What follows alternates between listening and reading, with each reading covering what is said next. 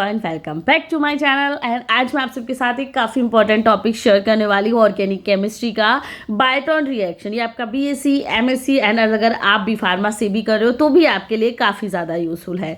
उससे पहले good news मैं आप सबके साथ शेयर कर देती हूँ। आप सभी को पता है, अगर आप बीएससी या सायर के स्टूडेंट हो तो फिजिक्स वाला से बेटर आपके लिए कोई ऑप्शन नहीं है। और अभी तो इन्होंने काफ़ी अफोर्डेबल बैचेस भी स्टार्ट किए हैं, जो कि है शोध फास्ट ट्रैक जून 2024 के लिए। तो अगर आप ये कोर्स में आपको ये एग्जाम देना है तो आप इस कोर्स में डेफिनेटली एनरोल करा सकते हो। आपको पता है जो लास्ट दिसंबर में एग्जाम हुआ था उसमें फिजिक्स वाला के स्टूडेंट ने काफ़ी अच्छी रैंक अचीव की है। JRF, AIR 7, 40, 41, 62 और काफ़ी अदर भी रैंकिंग्स हैं जो कि फिजिक्स वाला के स्टूडेंट ही लेके आए थे।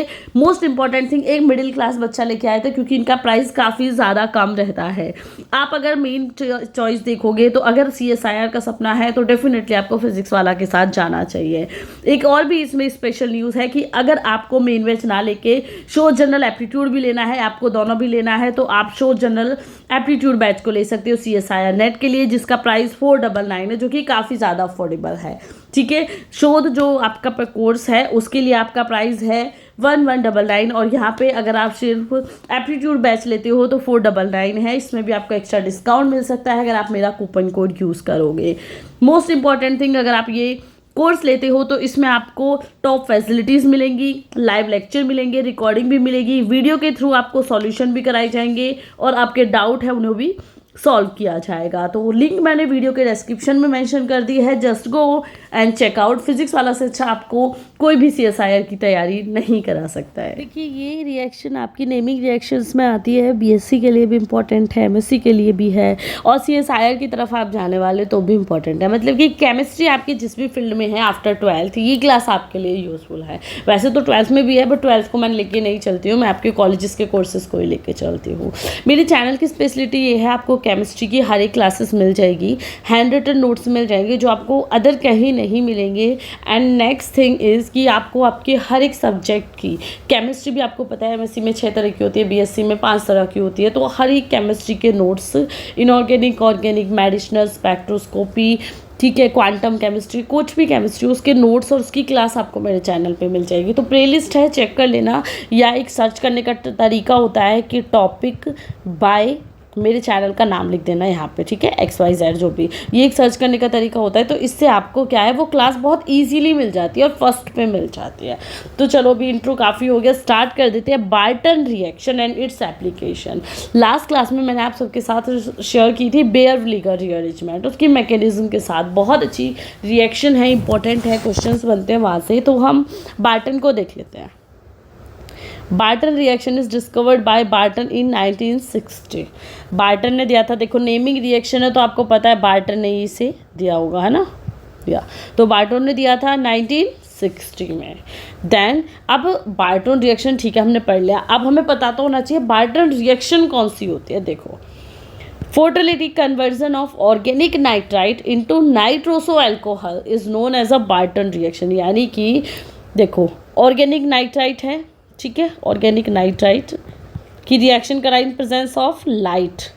फोटोलिटिक कन्वर्जन का मतलब होता है प्रेजेंस ऑफ लाइट, ठीक है। ये पॉइंट आपको समझ आनी चाहिए। जब आपको ये पॉइंट समझ आएंगे तो आपको रिएक्शन और मैकेनिज्म सब चीज़ें समझ आ जाएंगी। तो ऑर्गेनिक नाइट्राइट का लाइट के साथ जब हम कन्वर्जन कराते हैं या रिएक्शन कराते हैं तो हमें नाइट्रोसो अल्कोहल मिलता है, ठीक है, अल्कोहल मिलता है और इसी को हम बार्टन रिएक्शन बोलते हैं, ठीक है। ऑर्गेनिक नाइट्राइट को इन प्रेजेंस ऑफ लाइट जब रिएक्ट कराते हैं तो आपको हमेशा ही नाइट्रोसो अल्कोहल मिलता है और इसी को बार्टन रिएक्शन बोलते हैं। अब कुछ बच्चे बोलेंगे मैम आप हिंदी में नहीं दे रही। देखिए, नोट्स हिंदी में नहीं है, टॉपिक मैं हिंदी इंग्लिश दोनों में इसलिए समझाती हूँ कि हर एक बच्चे को समझ आए, कोई भी डाउट आपके ना रहे, ठीक है। तो ये रिएक्शन कंप्लीट होती है। अब नेक्स्ट पॉइंट देखो, this reaction is takes place in liquid phase.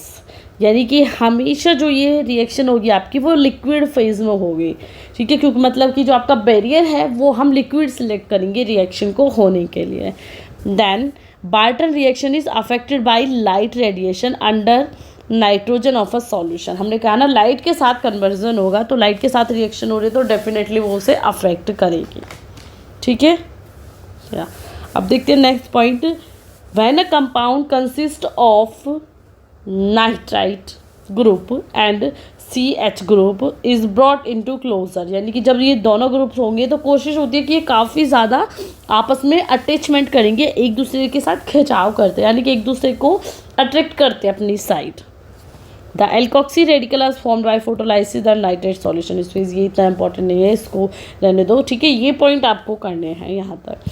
अब जब नेक्स्ट पॉइंट स्टार्ट करेंगे, देखिए, when have sufficient energy to bring about selective intermolecular abstraction of hydrogen atom and produce a carbon radical, ठीक है। तो यहाँ से क्या होगा, एब्स्ट्रैक्शन देखने के लिए मिलेगा आपको हाइड्रोजन एटम का, और जिसके थ्रू आपको कार्बन रेडिकल देखने के लिए मिल जाएगा। क्लियर।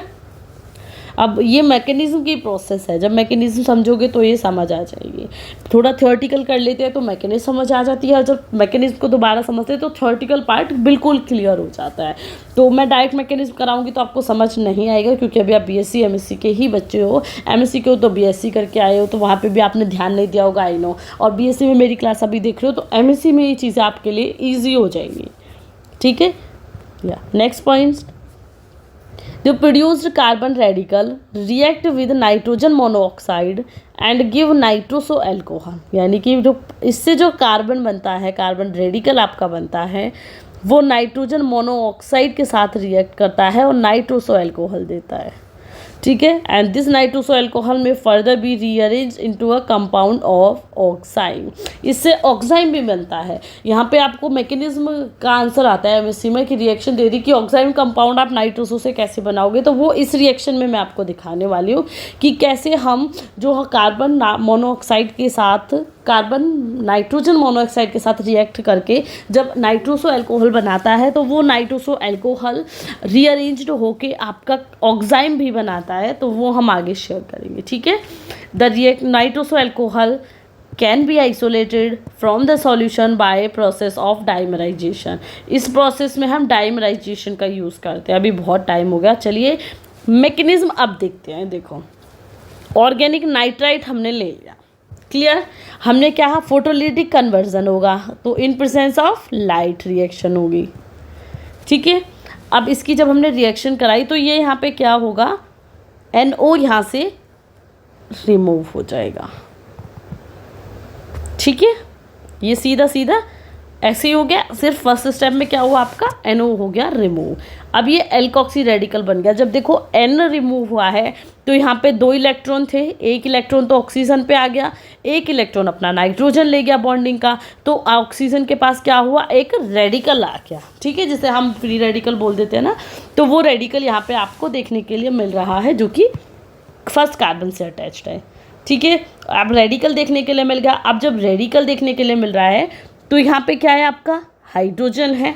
अब आपको ये भी पता है जब ये कार्बन के साथ हाइड्रोजन जुड़ा हुआ है और इसकी दूसरी साइड ऑक्सीजन है, तो ये दोनों क्या करेंगे, हाइड्रोजन को अपनी तरफ खींचेंगे, क्योंकि ऑक्सीजन के पास ऑलरेडी एक इलेक्ट्रॉन की कमी है, क्योंकि उसे एक और इलेक्ट्रॉन चाहिए अपनी बॉन्डिंग को पूरा करने के लिए। तो वो क्या करेगा, वो हाइड्रोजन को अपनी तरफ अट्रैक्ट करेगा। क्या करेगा, इस हाइड्रोजन को ऑक्सीजन भी अपनी तरफ अट्रैक्ट करेगा और कार्बन भी करेगा। तो जब ये अट्रैक्ट करेंगे तो एक फोर्स इनके बीच ये क्रिएट हो जाएगा, ठीक है। यहाँ तक कोई प्रॉब्लम किसी को भी नहीं होनी चाहिए।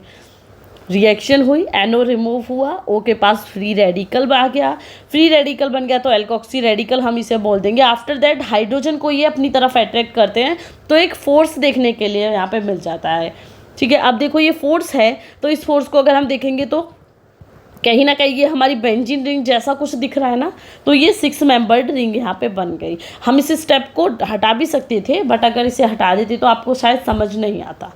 अब क्या होगा, ऑक्सीजन का जो काम है वो सक्सेसफुल हो जाएगा और वो हाइड्रोजन को अपनी तरफ ले लेगा, ठीक है। अभी हाइड्रोजन को उसने अपनी तरफ ले लिया तो देखो कार्बन पे वेकेंट हो गया, एक इलेक्ट्रॉन की कमी हो गई, तो कार्बन फ्री रेडिकल बन गया और ये O के साथ हाइड्रोजन आपका एज इट इज़ कनेक्ट हो गया। यहाँ पे कोई प्रॉब्लम आपको नहीं है।